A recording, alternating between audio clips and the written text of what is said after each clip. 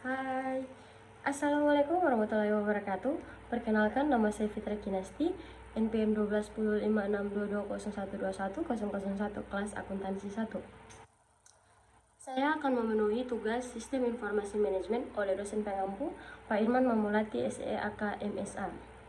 Fakultas Ekonomi Program Studi Akuntansi Universitas Muhammadiyah Maluku Utara. Baik, langsung saja saya akan membahas materi yang akan saya bahas sebagai berikut. Ada 3 poin yang akan saya bahas. Yang pertama, proses bisnis. 2, tipe-tipe sistem informasi. 3, sistem untuk kolaborasi. Poin pertama, proses bisnis. A. Pengertian proses bisnis. Proses bisnis adalah serangkaian aktivitas bisnis yang berkaitan dengan produk bisnis. Aktivitas tersebut akan memiliki syarat dan ketentuan berlaku sehingga mampu memenuhi tujuan bisnis.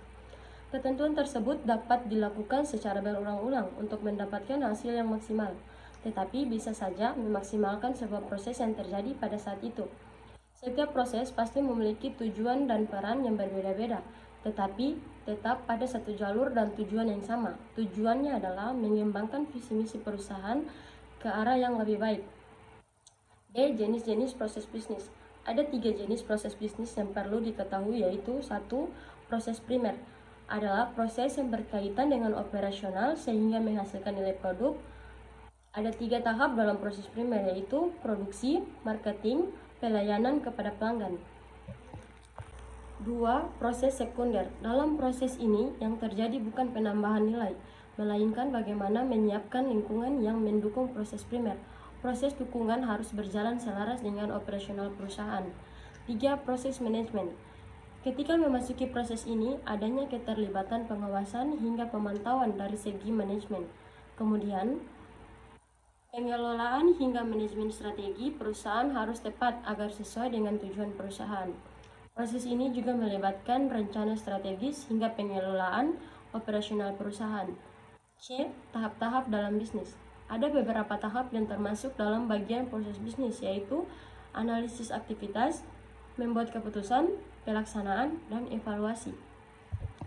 D. Fungsi proses bisnis. 1. Membantu SDM untuk memecahkan permasalahan ketika aktivitas bisnis sedang berlangsung. 2. Piranti bagi konsumen untuk melihat kapan proses produksi berlangsung, distribusi dimulai, dilakukan, dan peluncuran produk akan dilaksanakan. 3. Memberikan informasi kepada karyawan agar paham akan tugas yang telah diberikan sehingga tercapai tujuan perusahaan. Poin yang kedua, tipe-tipe sistem informasi. A. Tipe-tipe sistem informasi. Ada 4 tipe dari sistem informasi melayani tingkatan organisasi yang berbeda, berturut-turut dari tingkat yang paling rendah, yaitu operational level system, knowledge level system, management level system, dan strategi level system. Seperti gambaran di bawah ini. Operational level system atau sistem pada level operasional mendukung manajer profesional dengan menyimpan berbagai aktivitas elementer dan transaksi dari organisasi, misalnya penjualan, aliran material dalam perusahaan, dan penggajian. Knowledge level system mendukung knowledge workers dan data workers di sebuah organisasi. Kegunaan sistem pada level ini adalah membantu mengintegrasikan pengetahuan baru ke dalam bisnis dan untuk membantu organisasi mengendalikan pekerjaan administrasi. Manajemen level system dirancang untuk melayani pengamatan, pengendalian, pembuatan keputusan, dan aktivitas administrasi. Level manajer menengah. Strategi level sistem membantu perencanaan jangka panjang oleh para manajer senior. Perhatian utamanya terletak pada mengantisipasi perubahan pada lingkungan luar ke dalam organisasi. B. 6 tipe utama dari sistem informasi. Dalam bagian ini, kita akan menjelaskan kategori-kategori spesifik dari sistem yang melayani tiap level organisasi. Ada 6 tipe sistem informasi, yaitu 1. Transaction Processing System adalah sistem terkomputerisasi yang menjalankan dan menyimpan transaksi rutin sehari-hari untuk menjalankan bisnis. 2. Knowledge Work System adalah sistem informasi yang membuat dan mengintegrasikan pengetahuan baru ke organisasi. 3. Office Automation System adalah sistem komputer seperti pengolahan kata, email, dan sistem penjadwalan yang didesain untuk meningkatkan produktivitas dari data workers di organisasi. 4. Management Information System adalah sistem informasi pada manajemen level sebuah organisasi yang melayani fungsi-fungsi perencanaan, pengendalian, dan pengambilan keputusan yang dibuat dengan menyediakan ringkasan rutin dan laporan periodik. 5. Decision Support System adalah sistem informasi di manajemen level sebuah organisasi yang mengkombinasikan data dan model analitis yang rumit untuk mendukung pengambilan keputusan yang terstruktur dan semi-terstruktur. 6. Executive Support System adalah sistem informasi pada strategi level sebuah organisasi yang dirancang untuk bertujuan pengambilan keputusan yang tidak terstruktur. D. Keterhubungan antar tipe sistem informasi. Sistem informasi berbasis komputer. 1. Sistem informasi akuntansi. 2. Sistem informasi manajemen. 3. Sistem pendukung keputusan. 4. Kantor maya. 5. Sistem pakar. Poin yang ketiga, sistem untuk kolaborasi. A. Sistem untuk kolaborasi. Kolaborasi adalah bekerja sama dengan orang lain untuk mencapai tujuan bersama yang jelas. Kolaborasi berfokus pada penyelesaian tugas ataupun misi dan biasanya digunakan pada organisasi bisnis atau organisasi lainnya, atau di antara satu bisnis dengan bisnis lainnya. Kolaborasi dapat berlangsung singkat selama beberapa menit atau dalam jangka waktu yang lebih lama, tergantung dari pekerjaan dan hubungan di antara partisipasi. Kolaborasi dapat bersifat satu orang dengan satu orang atau banyak orang dengan banyak orang.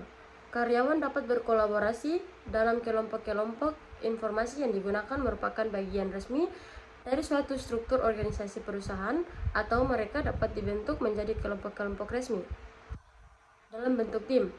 Tim memiliki sebuah misi khusus yang diberikan oleh seorang dalam suatu organisasi bisnis. Saat ini, kolaborasi dan kerjasama tim menjadi lebih penting dibandingkan sebelumnya karena berbagai alasan. Alasan yang pertama, mengubah sifat pekerjaan. Sifat pekerjaan telah merubah dari perusahaan, pabrikan, dan kantor tanpa komputer, di mana setiap tahapan dalam proses produksi dilakukan secara terpisah satu sama lain dan dikoordinasikan oleh supervisor. 2. Pertumbuhan bidang pekerjaan profesional. Bidang pekerjaan yang interaksi cenderung menjadi bidang pekerjaan para profesional di bidang jasa yang membutuhkan koordinasi dan kolaborasi secara erat. 3. Mengubah struktur organisasi perusahaan. Pada masa sekarang, pekerjaan organisasi berdasarkan kelompok-kelompok dan tim kerja, dan masing-masing anggota diharapkan mengembangkan metode mereka sendiri-sendiri dalam menyelesaikan tugas yang diberikan. 4. Mengubah ruang lingkup perusahaan. Pekerjaan dalam perusahaan telah berubah dari lokasi tunggal menjadi banyak lokasi kantor dan pabrik dalam suatu wilayah, negara, ataupun seluruh dunia. Dengan kondisi global semacam ini, diperlukan koordinasi yang erat dalam perencanaan, produksi, pemasaran, distribusi, dan pelayanan. Perusahaan besar berskala global memerlukan tim kerja yang bekerja secara global.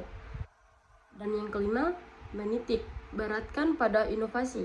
Meskipun kita cenderung menghubungkan inovasi di bidang bisnis dan ilmu pengetahuan dengan orang-orang hebat ini kebanyakan bekerja sama dengan rekan-rekan kerja yang brilian. Dengan kata lain, inovasi merupakan proses kelompok dan sosial serta sebagian besar inovasi diperoleh dari kolaborasi dan teknologi yang kuat antar individu di laboratorium organisasi bisnis dan ataupun instansi pemerintah. Kelompok dari dalam dan luar perusahaan guna memperlancar dan memperbaiki pendistribusian informasi, inovasi, dan pengambilan keputusan. Kunci utama dalam bisnis jejaring sosial adalah percakapan. Sekian, itulah pembahasan saya tentang sistem informasi manajemen. Lebih dan kurangnya saya mohon maaf apabila ada kesalahan. Wassalamualaikum warahmatullahi wabarakatuh. Terima kasih. See you.